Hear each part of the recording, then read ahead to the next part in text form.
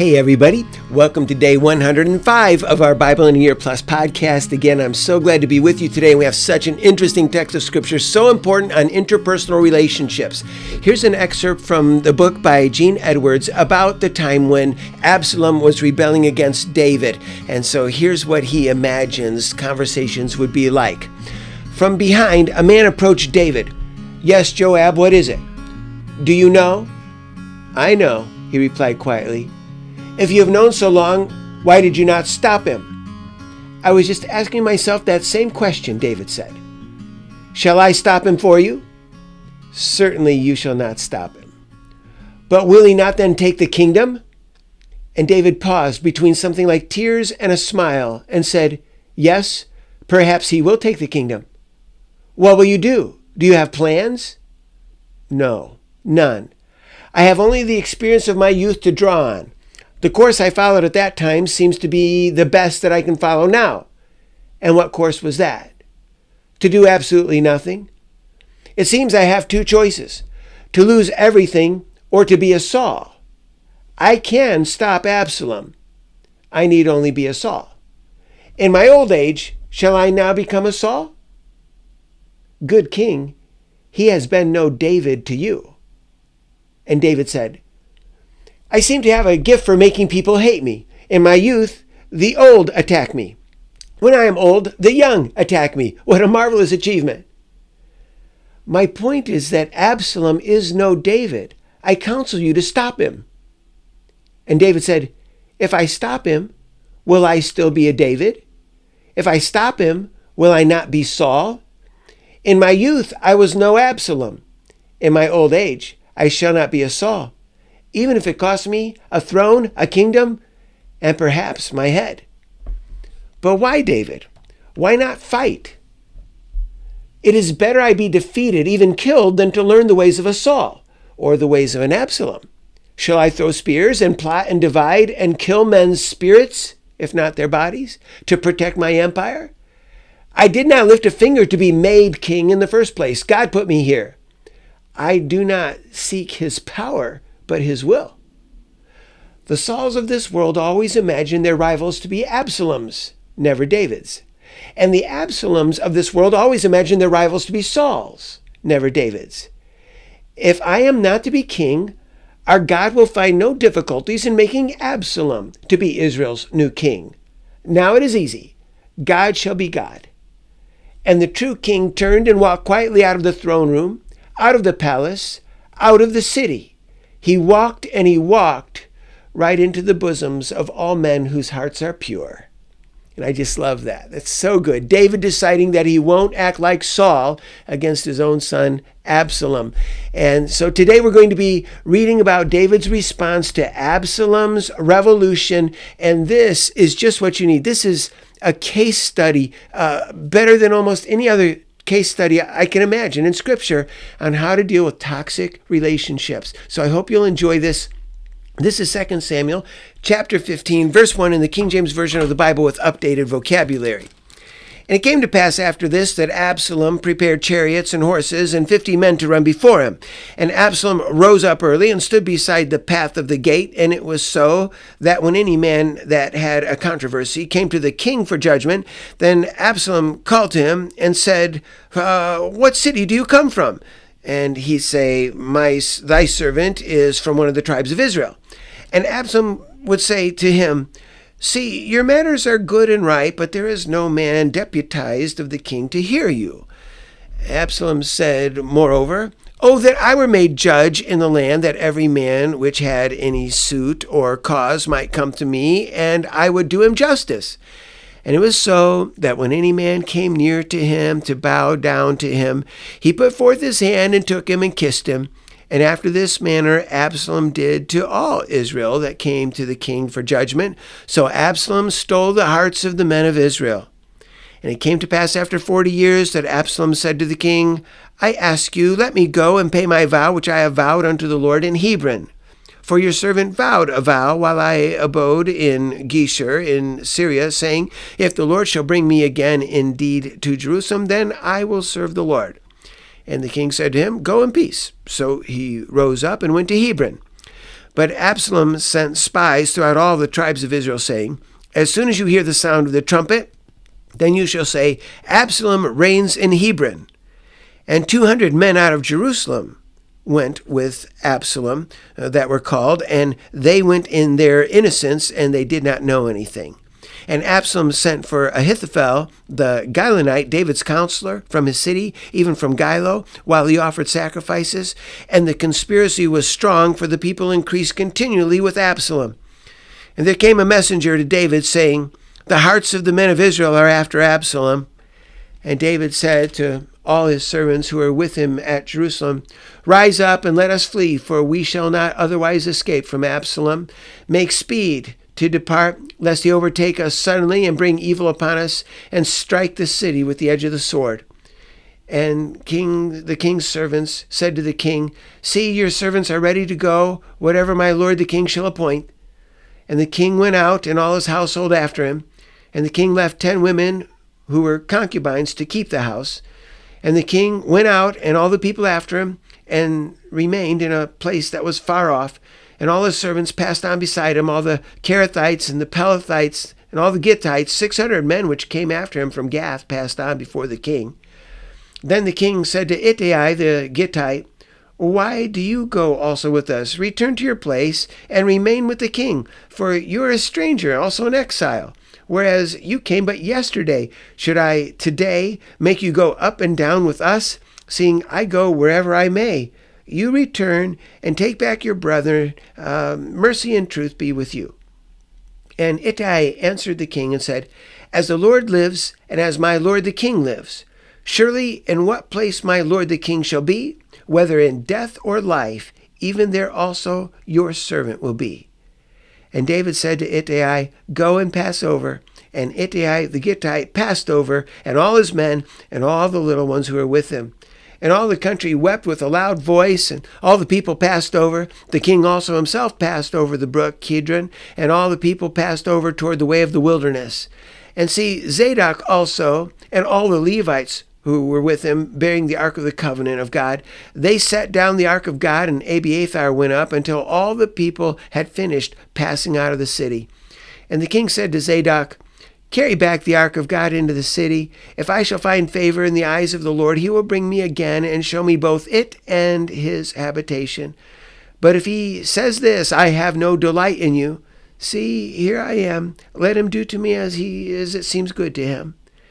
The king said also to Zadok the priest, "Are you not a seer? Return to the city in peace, and your 2 sons with you, Ahimaaz your son, and Jonathan the son of Abiathar. See, I will remain in the plain of the wilderness until there comes word from you to inform me." Zadok therefore and Abiathar carried the ark of God again to Jerusalem, and they remained there. And David went up by the ascent of Mount Olivet, and wept as he went up, and had his head covered, and he went barefoot, and all the people who were with him covered every person his head, and they went up weeping as they went up.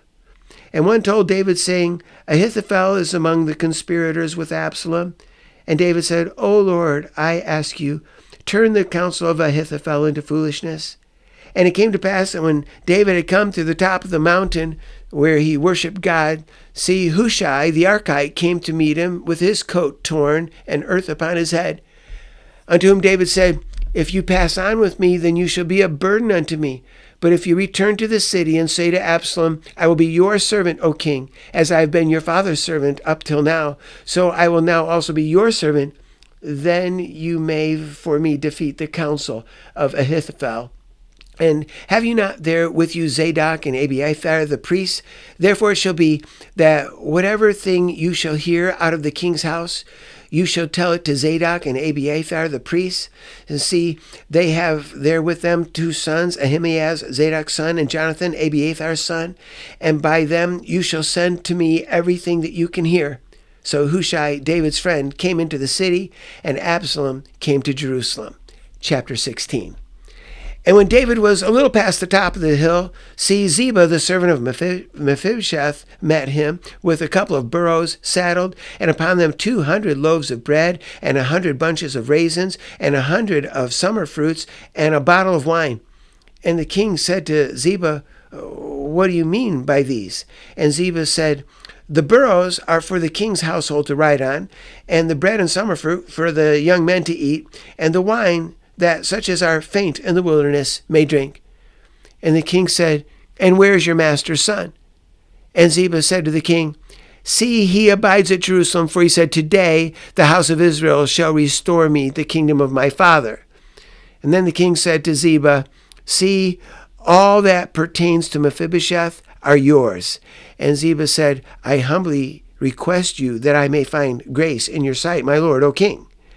And when King David came to Bahurim, see, from there a man came out of the family of the house of Saul, whose name was Shimei, the son of Gera. He came forth and cursed as he came. And he threw stones at David and at all the servants of King David, and all the people and all the mighty men were on his right hand and on his left. And Shimei said this when he cursed, come out, you bloody man, you man of Belial. The Lord has returned upon you all the blood of the house of Saul, in whose stead you have reigned. And the Lord has delivered the kingdom into the hand of Absalom, your son. And see, you are taken in your evil, because you are a bloody man. Then Abishai, the son of Zeruiah, said to the king, why should this dead dog curse my lord the king? Let me go over, I ask you, and take off his head. And the king said, what have I to do with you, you sons of Zeruiah? So let him curse, because the Lord has said to him, curse David. Who then shall say, why have you done so? And David said to Abishai and to all the servants, see, my son, who came forth from my own body, seeks my life. How much more now may this Benjamite do it? Let him alone, and let him curse, for the Lord has told him. It may be that the Lord will look on my affliction, and that the Lord will repay me good for his cursing this day. And as David and his men went by the path, Shimei went along on the hillside over across from him, and cursed as he went, and threw stones at him, and cast dust. And the king and all the people who were with him became weary and refreshed themselves there. And Absalom and all the people, the men of Israel, came to Jerusalem, and Ahithophel with him. And it came to pass, when Hushai the Archite, David's friend, had come to Absalom, that Hushai said to Absalom, God save the king, God save the king. And Absalom said to Hushai, is this your kindness to your friend? Why did you not go with your friend? And Hushai said to Absalom, no, but whom the Lord and these people and all the men of Israel choose, his I will be, and with him I will remain. And again, whom should I serve? Should I not serve in the presence of his son, as I have served in his father's presence? So I will be in your presence. Then Absalom said to Ahithophel, give counsel among you, what shall we do? And Ahithophel said to Absalom, go in to your father's concubines, which he has left to keep the house, and all Israel shall hear that you are abhorred of your father. Then shall the hands of all that are with you be strong. So they spread Absalom a tent upon the top of the house, and Absalom went in unto his father's concubines in the sight of all Israel. And the counsel of Ahithophel, which he counseled in those days, was as if a man had inquired at the word of God. So was all the counsel of Ahithophel, both with David and with Absalom. And that concludes chapter 16 of 2 Samuel. Well, okay, so as you can see, this is Absalom in chapter 15, 1 through 6, scheming to undermine David's reign. And he does this over a period of about 4 years. You can see that in chapter 15, verses 13 through 37, Absalom's revolution is commenced, and David retreats up the Mount of Olives.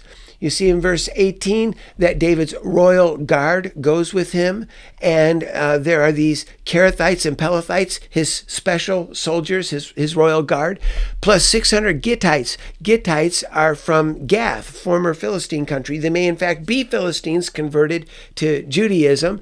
At any rate, we have 600 Gittites who come from Philistine country who also side with David. You'll see in verses 19 through 20 that one of these Gittites from Gath is Ittai, and he's so wonderful. He's so faithful and loyal to David. And David says, listen, you're not even an Israelite. You're just, from Philistine country. You should go home and just serve the new king. Why risk yourself?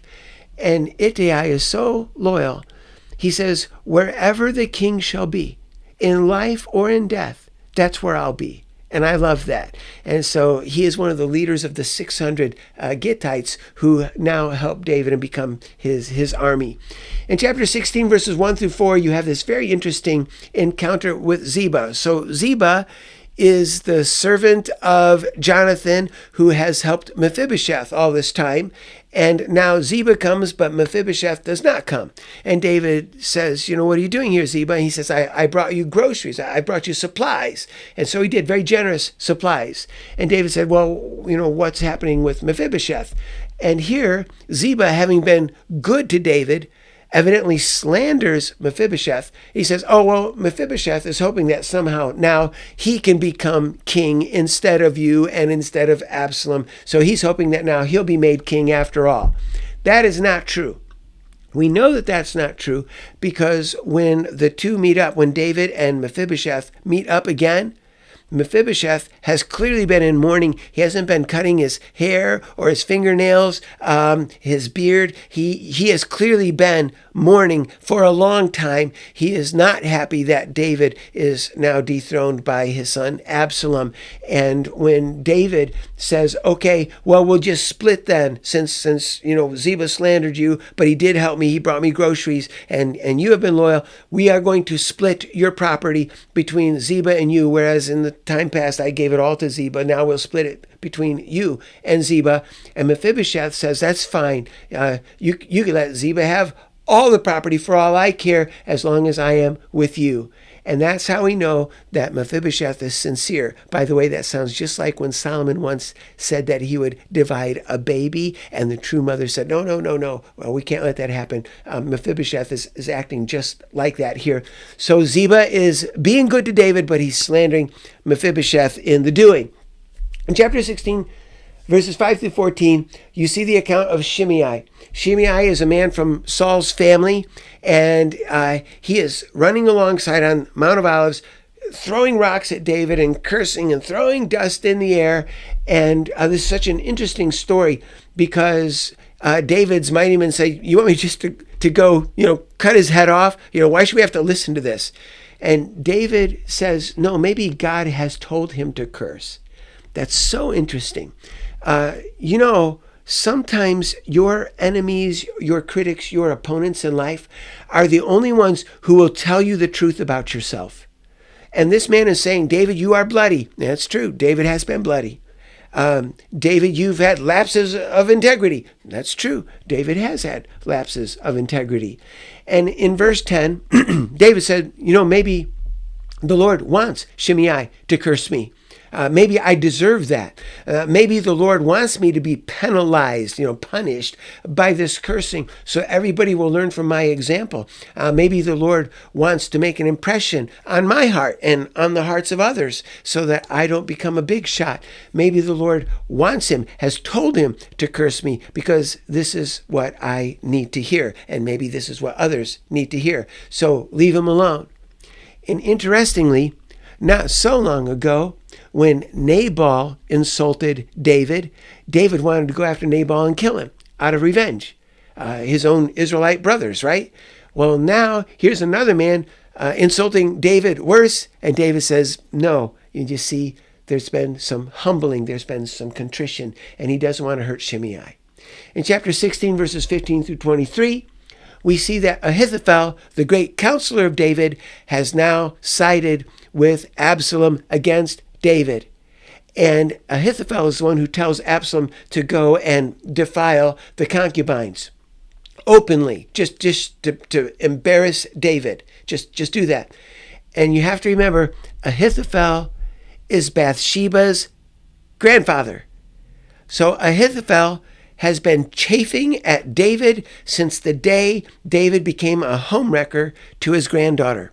And probably this is why Ahithophel now sides with Absalom. And so we're going to see that Hushai, another counselor of David, comes to Absalom. And so pretty soon there's going to be a duel between the two counselors, Ahithophel against Hushai. And you'll see how that plays out in tomorrow's reading. But what should be our great life lesson in all of this? The lesson starts with what we began with in Gene Edwards' portrayal of what's happening here in the heart of David. Don't be a Saul that is trampling over others to keep and protect what you already have. That's what Saul was doing against David, right? Trampling over David to keep and protect his kingdom. But also don't be an Absalom. Absalom trampling over others to get what he never had and what he always wanted. Don't be a Saul and don't be an Absalom. Be a David. The Lord made David king. He was just a shepherd boy. He never asked for it. The Lord can work out what he wants to work out in your life. And the Lord can also change that. David held the kingdom with an open hand. And he said, if the Lord wants to take it away, then let him take it away. And that takes great faith. But this is how we handle interpersonal relationships that are toxic. Somebody is trying to trample you. Maybe it's a Saul trying to keep what he has, keep you from getting what he has. And maybe it's an Absalom trying to get what you have. Interpersonal relationships that get toxic. What should you do? Be a David. Hold all these things with an open hand. And I hope you'll pray along with me. If we make that our prayer right now, you'll pray along with me that we would be Davids, neither trying to grab what we don't have, Absalom, or retain what we do have against others, Saul, but to hold all these things with an open hand. Will you pray with me? Father God, I pray that we would be a David, that we will not be a Saul when our interpersonal relationships become toxic and somebody wants to keep us from gaining anything that he has. Lord, I pray that we would be a David. We won't attack. We won't try to scratch and claw after this. And I pray that we won't be an Absalom, that we won't try to grab what another person has and we want.